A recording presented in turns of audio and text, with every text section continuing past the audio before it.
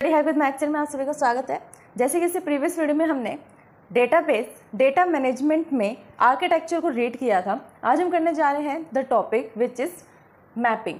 Mapping क्या होता है, कितने टाइप की मैपिंग होती है डेटाबेस में, डिटेल में रीड करेंगे विद एग्जांपल्स। तो स्टार्ट करते हैं। Two mapping are require in the database system the 3 different views as shown. मतलब जो हमारे पास मैपिंग होती है ना, वो 2 टाइप्स की होती है 3 डिफरेंट लेवल्स में। हमने जो इससे प्रीवियस वीडियो थी उसमें 3 डिफरेंट लेवल रीड किए थे। कौन से थे वो? एक्सटर्नल, कॉन्सेप्चुअल और इंटरनल। उन लेवल के बीच में जो मैपिंग होगी ना, जिससे वो इंटरेक्ट करेंगे, उसको हम क्या बोलेंगे? मैपिंग बोलेंगे। और वो हमारे पास कितने टाइप की होती है? 2 टाइप की। फर्स्ट मैपिंग कौन सी होती है? फर्स्ट मैपिंग होती है जो एक्सटर्नल और कंसेप्चुअल लेवल के बीच में होगी। एक्सटर्नल और कंसेप्चुअल लेवल के बीच में है, इसलिए हम इसे क्या कह रहे हैं? एक्सटर्नल कंसेप्चुअल मैपिंग कह रहे हैं। It define the corresponding between the particular external view. ये क्या होगा? जो हमारे पास एक्सटर्नल व्यू होगा ना, आपको पता हो, जैसे प्रीवियस वीडियो में हमने रीड किया था कि एक्सटर्नल व्यू ना हमारे पास 1, 2 से लेकर n व्यू तक होते हैं, n नंबर ऑफ व्यूज होते हैं एक्सटर्नल व्यूज। अब हमारे पास कॉन्सेप्चुअल लेवल जो होता है वो तो सिर्फ एक ही होता है। कॉन्सेप्चुअल लेवल है वो तो सिर्फ एक है, तो ये सबके साथ कैसे मैपिंग करेगा? नहीं, जिस टाइम जोन से यूजर एक्टिव होगा वो उसके साथ उस टाइम मैपिंग करेगा। कौन सी मैपिंग होगी उन दोनों के बीच में? एक्सटर्नल कंसेप्चुअल मैपिंग होगी। एंड हमारे चैनल स्टडी हैक विद महक को लाइक, ज़्यादा से ज़्यादा शेयर एंड सब्सक्राइब करें। अगर आपने सब्सक्राइब कर दिया है तो बाकी सभी डिवाइसेस से भी सब्सक्राइब करा सकते हैं, क्योंकि सब्सक्राइबर्स बहुत ज़रूरी हैं। देन कमेंट करें। The user see and manipulate a record corresponding to the external view. There is a mapping from the particular logical record in the external view to one and more conceptual record in the conceptual view. A number of difference could exist between the two view. Name of difference could exist between the two different view. The name of the field and record from, for example, with a different. A number of conceptual field be combined into the single logical field. ये क्या कह रहा है? Users होते हैं ना, वो क्या करते हैं? सी भी कर सकते हैं और मैनिपुलेट भी कर सकते हैं अपने एक्सटर्नल व्यू को। जहां पर हमने एक्सटर्नल व्यू की डेफिनेशन रीड करी थी, वहां पर एग्जांपल रीड किया था ना हमने कि हमारे पास क्या होते हैं। बाय चांस एग्जांपल के लिए लेकर चलो, हमारे पास 2 यूजर्स हैं। उनको डेट का फॉर्मेट डिफरेंट चाहिए होता है। एक को डेट का फॉर्मेट चाहिए कि पहले मंथ आए, मंथ के बाद ईयर आना चाहिए और फिर डेट आए। एक जो यूजर है उसको क्या चाहिए? पहले डेट आए, मंथ आए और फिर ईयर आए। ये सब कौन हैंडल करता है? किसका कंसर्न होता है? ये एक्सटर्नल व्यू का कंसर्न होता है कि वो उसको कैसे शो करेगा डेट। अब इसने अपने सिस्टम में मैनिपुलेशन करा होगा इस यूजर ने, और दूसरे यूजर ने भी तो अपने सिस्टम में मैनिपुलेशन करा होगा ना व्यू को देखने के लिए। तो वो क्या कर रहा है यूजर? उसके पास ये अथॉरिटी है कि वो सी भी कर सकता है और साथ साथ अगर उसे चाहिए तो वो क्या कर सकता है? मैनिपुलेट भी कर सकता है अपने रिकॉर्ड को सिर्फ एक्सटर्नल व्यू के लिए। अब जो रियल फॉर्मेट होगा जिसके अंदर डेटाबेस में जो डेट है, टाइम है, डे है स्टोर हो रही है, वो तो चेंज नहीं होगा ना, वो तो वही रहेगा जो है, सेम रहेगा। लेकिन बस उसने अपने व्यू के लिए वो चेंज कर लिया। जैसे अगर कोई न्यू फोन है, उसके अंदर कुछ फीचर्स है, न्यू फीचर्स हैं, या कुछ ऐसे भी फीचर्स होते हैं, या फिर हम कंप्यूटर सिस्टम की बात कर सकते हैं, कुछ ऐसे फीचर्स होते हैं उसके अंदर जो प्री डिफाइंड रहते हैं। जैसे हम डेस्कटॉप ओपन करेंगे, डेस्कटॉप पे उसके अंदर रिसाइकल बिन का, माई फोल्डर का, माई करते हैं, वो कौन सा है कि हमारे पास कंप्यूटर सिस्टम होता है। जैसे हम उसको ओपन करते हैं, हमारे पास डेस्कटॉप विंडोज जो होती है, उस डेस्कटॉप विंडो पर कुछ ऐसे भी आइकन्स होते हैं जो परमानेंट होते हैं, जैसे कि रिसाइकल बिन हो सकता है, डॉक्यूमेंट फोल्डर हो सकता है, माई कंप्यूटर हो सकता है। बस ये हो सकता है कि इसकी स्पेस चेंज हो जाए, फर्स्ट नंबर पे माई कंप्यूटर हो, सेकंड नंबर पे डॉक्यूमेंट हो। लेकिन दूसरे जो यूजर होगा, सिस्टम यूजर, उसने क्या कर रखा? फर्स्ट नंबर पे डॉक्यूमेंट हो, उसके बाद वहाँ पे रिसाइकल बिन हो सकता है, रिसाइकल बिन के बाद माई डॉक्यूमेंट्स हो सकते हैं। तो सिमिलर है तो वो परमानेंट ही कंप्यूटर सिस्टम में जितने भी कंप्यूटर सिस्टम होंगे जो बिल्ड होंगे, उन सब में परमानेंट सेम प्लेस पर सेम आइकन रहेगा। लेकिन यूजर ने क्या करा? अपने एक्सटर्नल व्यू में मॉडिफाई कर लिया, उसमें मैनिपुलेशन कर ली। तो यही कॉन्सेप्ट होता है हमारे पास एक्सटर्नल व्यू का और एक्सटर्नल मैपिंग का, कि जो क्या करे, डेटाबेस में तो वो परमानेंट स्टोर रहेगा, जो परमानेंट स्टोरेज है। हमने क्या करा? सिर्फ एक्सटर्नल यूजर ने अपने लिए मैनिपुलेट कर लिया। जैसे अगर कोई बहुत सारी लिस्ट है, उसके अंदर से हमें कुछ सर्च करना है, तो हम उसके लिए क्या यूज कर सकते हैं? फिल्टर लगा लेते हैं। अब फिल्टर हमने अपने सिस्टम में लगाया ना, अपने लिस्ट में लगाया, ये थोड़ी वो सबकी लिस्ट में एक साथ फिल्टर लग जाएगा। तो वो क्या है? सिर्फ एक यूजर ने अपने एक्सटर्नल व्यू में फिल्टर का यूज करा है, अपने एक्सटर्नल व्यू में मैनिपुलेशंस करी हैं। आई होप कि आपको समझ में आया होगा। तो नेक्स्ट लाइन रीड करते हैं। There is a mapping from the particular logical record to the external record. अब जो हमारे पास कॉन्सेप्चुअल लेवल होता है उसको हम लॉजिकल लेवल भी बोलते हैं। तो वही कह रही है कि जो हमारे पास कॉन्सेप्चुअल रिकॉर्ड होता है और एक्सटर्नल रिकॉर्ड होता है, उसके बीच में जो मैपिंग होगी ना, जो मैप करेगा उनके रिकॉर्ड को, उसी को हम एक्सटर्नल कॉन्सेप्चुअल मैपिंग बोलते हैं। और नंबर ऑफ द डिफरेंस को एक्सटर्नल व्यू में और हमारे पास कॉन्सेप्चुअल व्यू में क्या होता है, बहुत सारे डिफरेंसेस होते हैं, वो सिमिलर नहीं होते। एक तो जो यूजर के साथ सिर्फ एक सिंगल यूजर के साथ इंटरेक्ट कर रहा है और दूसरा कंसेप्चुअल जो ग्रुप ऑफ यूजर्स के साथ इंटरेक्ट कर रहा है, तो डिफरेंस तो अपने आप ही आ गया उसके अंदर।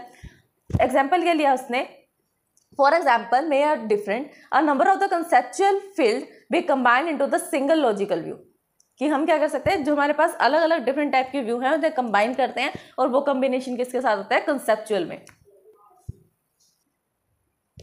अब सेकंड मैपिंग कौन सी होती है हमारे पास, कंसेप्चुअल और इंटरनल मैपिंग। मतलब जो मिड लेवल होता है कंसेप्चुअल लेवल और उसके बाद में जो डेटाबेस के साथ इंटरेक्ट करता है वो होता है इंटरनल लेवल। उन दोनों के बीच में जो मैपिंग होगी ना उसे हम बोलेंगे conceptual internal mapping. Statement read करते हैं, it defines the corresponding between the conceptual view and store the database. It's specific how the conceptual record field are represented at the internal level. Difference could exist between the two views are resolved in the mapping. For example, ये क्या कह रहा है, it defines the corresponding between the conceptual view, मतलब एक तो database में view होता है कंसेप्चुअल, जिसके अंदर सिर्फ ऊपर ऊपर की बेसिक डेफिनेशन स्टोर होती है कि हाँ नेम नाम का अगर कोई कॉलम है, कॉलम के अंदर इतना बिट इतना साइज यूज कर रखा है, इसका डेटा टाइप ये है, मतलब इसके अंदर सिर्फ ओनली मेटा डेटा रखो, डेफिनेशंस दे रखी हो, वो होता है कंसेप्चुअल व्यू। कंसेप्चुअल के बाद हमारे पास आता है फिजिकल व्यू। फिजिकल व्यू में क्या होता है, एक्चुअल डेटाबेस स्टोर होता है, जो एक्चुअल रियल का डेटाबेस है, और वो किसके साथ इंटरेक्ट करता है, डेटाबेस मैनेजमेंट सिस्टम के साथ इंटरेक्ट करता है, इंटरनल लेवल। तो यही कह रहा है कि एक तो होता है कंसेप्चुअल व्यू और दूसरा वो होता है जहां पर हमारा डेटा एक्चुअल में डेटाबेस में स्टोर होता है। It specify the how conceptual record field are represented. ये मैपिंग का जो काम होता है वो क्या होता है, इसका काम होता है कि ये बताए जो हमारे पास कंसेप्चुअल रिकॉर्ड है ना मिड लेवल पे, जो ग्रुप ऑफ डेटा के साथ इंटरेक्ट करता है, वो रियल में जाकर इंटरनल लेवल पे कैसे स्टोर हो रहा है। मतलब कंसेप्चुअल लेवल में जो भी डेटा है टेबल की फॉर्म में या किसी भी फॉर्म में है, वो डेटा रियल में जाकर फिजिकल लेवल पे कैसे स्टोर हो रहा है, डेटा है वो रियल में जाकर फिजिकल लेवल में कैसे स्टोर होता है, वो डिसाइड करने का काम या शो करने का काम किसका होता है, कंसेप्चुअल इंटरनल मैपिंग का। अब सेम ऊपर वाला लाइन इसके अंदर भी है कि difference between the two levels exist, मतलब इन दोनों लेवल के बीच में डिफरेंस भी एग्जिस्ट करता है। ये नहीं है कि दोनों लेवल सेम है, कंसेप्चुअल लेवल का अलग काम है, इंटरनल लेवल का अलग काम है और एक्सटर्नल लेवल का अपना एक अलग काम है। तो अब कंसेप्चुअल में और इंटरनल में कौन से डिफरेंसेस हैं वो देखते हैं। The differences are, one view could regard a field to be the decimal whereas the other view may regard as it binary. First difference तो यही है कि कंसेप्चुअल लेवल में हमारे पास जो डेटाबेस में स्टोर होता है ना डेटा, वो कैसा होता है, डेसिमल फॉर्म में होता है। ऐसा होता है कि हाँ डीबी उसके साथ इंटरेक्ट कर लेता है, उसको रीड कर सकता है, मैनिपुलेट कर सकता है। लेकिन जो फिजिकल लेवल में डेटा होता है ना, उसे सिर्फ कंप्यूटर सिस्टम में रीड कर सकता है, डेटाबेस सिस्टम में रीड कर सकता है, क्योंकि वो बाइनरी फॉर्मेट में होता है। 0101 के उसको रीड कौन कर सकता है, सिर्फ computer system. One view can preserve the string data is static value and the other view may have consider to the ABCD code. अब इसके अंदर क्या होता है, कंसेप्चुअल लेवल में तो एस्काई कोड्स को यूज किया जाता है जिससे उसको समझा जा सके, लेकिन जो अदर व्यू होते हैं ना उसके अंदर एबीसीडी कोड का यूज किया जाता है। अब इसका नाम एक डायग्राम देखते हैं, डायग्राम से आपको अच्छे से समझ में आएगा। तो डायग्राम में हमारे पास क्या है, टू यूजर्स हैं, user number 1 and user number 2। Two user हैं, कहां पर होंगे यूजर, हमेशा किसके साथ इंटरेक्ट करेंगे यूजर, एक्सटर्नल व्यू के साथ। एक्सटर्नल व्यू है, एक्सटर्नल व्यू में डेटा कैसे स्टोर होता है वो देखो, स्टूडेंट टेबल है, उस टेबल में ना क्या है, नेम नाम से एक कॉलम है, तो उसने लिख दिया स्टूडेंट नेम। फिर उसी स्टूडेंट टेबल में क्या है, एड्रेस नाम से एक कॉलम है, तो उसने लिख दिया स्टूडेंट एड्रेस। अब एक सेकंड यूजर है, उसने भी स्टूडेंट नाम का ही टेबल बनाया है। स्टूडेंट नाम के टेबल में उसने कॉलम कौन से लिए हैं, स्टूडेंट नाम में उसने फर्स्ट कॉलम लिया एक तो रोल नंबर, फिर स्टूडेंट में ही नेक्स्ट क्या लिया, नेम, फिर स्टूडेंट नाम से जो टेबल थी उसमें नेक्स्ट कॉलम लिया सेमेस्टर और उससे नेक्स्ट लिया डिपार्टमेंट। अब देखो बात तो सेम है, फर्स्ट यूजर ने और सेकंड यूजर ने दोनों ने ही स्टूडेंट नाम का टेबल बनाया है, लेकिन सबसे फर्स्ट डिफरेंस तो यहीं पे आ गया कि सबसे पहले जो यूजर नंबर 1 है उसने क्या लिया, नेम, और फिर सेकंड कॉलम लिया एड्रेस का। लेकिन जो यूजर नंबर 2 है उसने क्या करा, सबसे पहले रोल नंबर का, फिर नेम का, सेमेस्टर का और फिर डिपार्टमेंट का कॉलम लिया।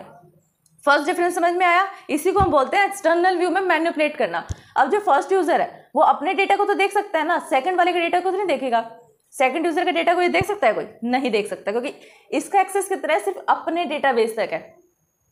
सेकंड चीज होगी, फर्स्ट यूजर जो देख रहा है वो सेकंड नहीं देख सकता, जो सेकंड देख रहा है वो फर्स्ट नहीं देख सकता, क्योंकि इनकी अथॉरिटी कितनी है, सिर्फ अपने डेटाबेस को एक्सेस करने तक की है, सिर्फ अपने डेटाबेस को मैनिपुलेट करने तक की है।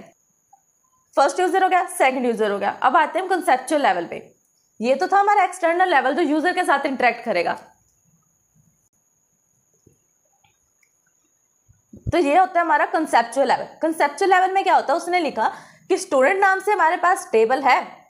ऊपर तो देखो आपने एक्सटर्नल में क्या करा, दो अलग अलग यूजर्स थे तो दोनों को अलग अलग दिखाया, लेकिन जो हमारे पास कंसेप्चुअल लेवल होता है ना, वो ग्रुप ऑफ यूजर के साथ काम करता है। अब ये क्या लेके चलेगा, उसको भी कंबाइन कर देगा यूजर नंबर 1 को, और सेकंड को भी उठा लेगा, दोनों को कंबाइन करके एक व्यू बना देगा, एक टेबल, एक डेटाबेस बना देगा। जैसे इसमें किया भी हुआ उसने कि स्टूडेंट नाम से एक टेबल बनी हुई है, उस टेबल में रोल नंबर नाम से कोई कॉलम है, तो जो ये रोल नंबर नाम से कॉलम है ना, इसका टाइप क्या है, मतलब डेटा टाइप क्या है इसका, इंटीजर है। फिर सेकंड, स्टूडेंट नाम से टेबल है, स्टूडेंट नाम की टेबल में नेक्स्ट कॉलम है हमारे पास नेम नाम से, वो नेम का जो डेटा टाइप है वो क्या है, स्ट्रिंग है।